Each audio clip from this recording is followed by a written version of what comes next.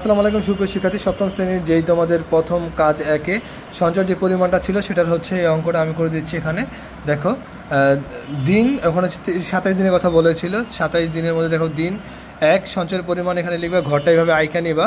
তারপর একে লিখবে হচ্ছে 3 টাকা, 2 হচ্ছে 9 টাকা, 3 হচ্ছে 27 টাকা, 4 হচ্ছে 81 টাকা, 5 হচ্ছে 243 টাকা, 6 হচ্ছে 729 টাকা, 7 হচ্ছে 2187 টাকা, 8 হচ্ছে 6561 টাকা, 9 হচ্ছে 19,683 টাকা, 10 হচ্ছে 59,049 টাকা, 11তে হচ্ছে 1,77,147,147 টাকা, 12তে হচ্ছে 5,31,441 টাকা।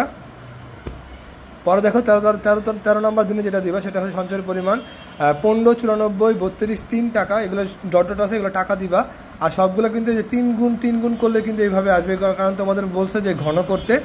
তাহলে দেখো 14 নম্বরে লিখবে হচ্ছে 47, 82, 96, 9 টাকা। 15 নম্বর লিখবে হচ্ছে 14, 34, 89, 060 টাকা। 16 নম্বরে হচ্ছে লিখবা 43, 04, 67, 21 টাকা। তার 17 নম্বর লিখবে হচ্ছে 12, 91, 40, 16, 9 3 টাকা। পর 18 নম্বর লিখবে হচ্ছে 38, 74, 20, 48, 9 টাকা। 19 নম্বর লিখবে হচ্ছে 11, 62, 26, 14, 67 টাকা। 20 নম্বর লিখবে হচ্ছে 34, 86, 78, 44, 01 টাকা। 21 নম্বর লিখবে হচ্ছে 1.04603532 গুণ 10 পাওয়ার 10 টাকা। 22 নম্বর লিখবে হচ্ছে 3.1381059661 গুণ 10 পাওয়ার 10 টাকা। 23 নম্বর লিখবে হচ্ছে 9.41431788 গুণ 10 পাওয়ার 10 টাকা। পরে লিখবে হচ্ছে 24 নম্বর লিখবে হচ্ছে 2.24, 42, 95, গুণ 10 পাওয়ার 11 টাকা।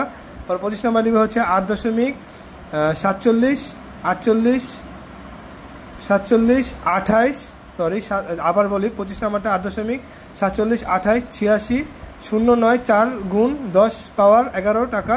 পর 26 নাম্বার লিখবে হচ্ছে 2.54, 18, 65, 82, 8 গুণ 10 পাওয়ার 12 টাকা। পর দেখো 17 নাম্বারটা লিখবে হচ্ছে 27 নাম্বারটা লিখবে হচ্ছে 7.62, 55, 97, 48, 5 গুণ 10 পাওয়ার 12 টাকা। তো এই পরের উত্তরগুলো হচ্ছে আমি দিয়ে দিচ্ছি, তো পরেরগুলো দেখে